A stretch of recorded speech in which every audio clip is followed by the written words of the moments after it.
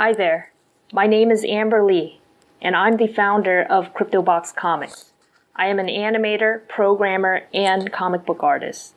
This is the first video of my series Cryptobox Tutorials, which intends to help artists, animators, and hobbyists learn to program and integrate these new skills into their work.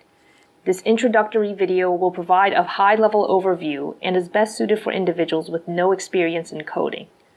This is a tutorial for artists by an artist.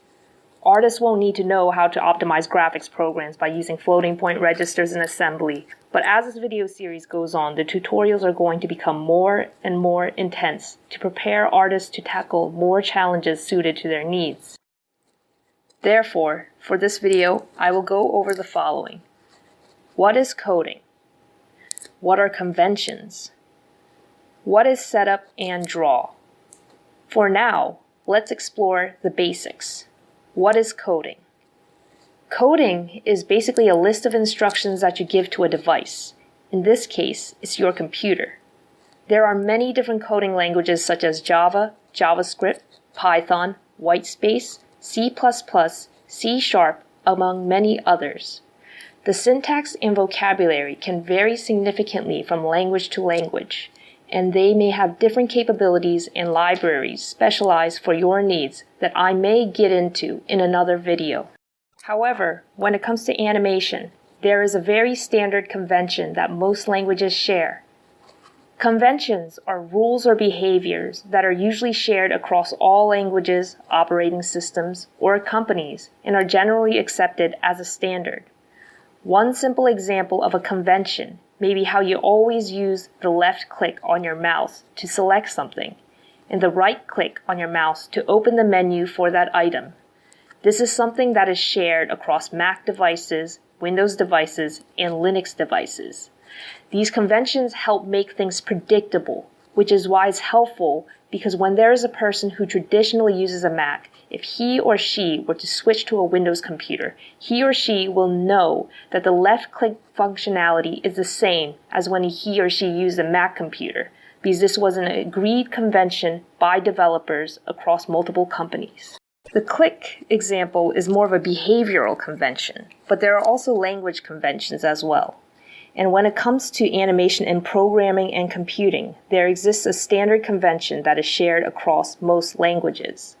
JavaScript uses this, Android games use this, many of Python's animation libraries use this, and even embedded systems and robotics use this. If you learn the basics of this convention, you will be able to apply it to many different programming languages outside what's in this tutorial. This convention is what programmers like to call setup and draw, or setup and loop. And if you master the setup and loop convention, you'd be able to create your own animations in nearly all programming languages. And you would even be able to apply the skill in robotics. That's right, you can buy a bunch of Arduino kits and even build yourself a robot from the material that you learn from setup and draw. In general, setup and draw consists of three main parts that form the meat of the program.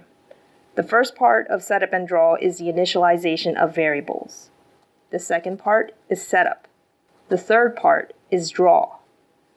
This is what these three parts of the program will look like in practice. Initialization takes place before all else, and this is where you vaguely say that certain elements in your world exist. In this program, you may say that there is such thing as a person, and you name that person some person. We give this name to person so that the program can recognize this element when it's referenced in other areas of the program. However, even if you have given the name of the person, it doesn't necessarily tell you about the attributes of the person or who the person is. In addition, you can declare that there also exists a background, and you give it the name some background, so the program will also understand when you reference this element somewhere else in the program. However, again, the program doesn't know what that background is. The purpose of the initialization phase is usually to tell your computer that these two elements that go by these two names exist, even though no other information about them has been specified yet. Fortunately for us, the second part, the setup, gives you more information about the variables that were mentioned in the initialization phase. That some person is specified to be me. and some background is specified to be New York City. So we have the two assets in the universe that we have created. They exist now, but they haven't been told exactly what to do. Therefore, in the third phase, draw, this is where you give instructions to the assets from the second phase about what they are supposed to do. This is where the logic for your animation takes place. Draw is a part of the program that repeats itself over and over and over until you, the user, terminates the program. To summarize once more, the initialization phase brings the elements of the world that you are creating into existence. The setup phase specifies more information about these elements, such as who or what these elements are. Finally, the draw phase specifies the actions that those elements do, and it's a loop that repeats over and over and over again, and doesn't stop until the user says that the program should be terminated. Simple enough? This is a general overview of the principles of setup and draw, but subsequent videos will help you to master this convention. Hooray! So let's get started.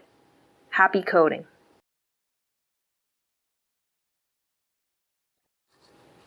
If you like this video, please subscribe to my channel and be sure to follow me on Facebook, Instagram, Twitter, and Deviantart.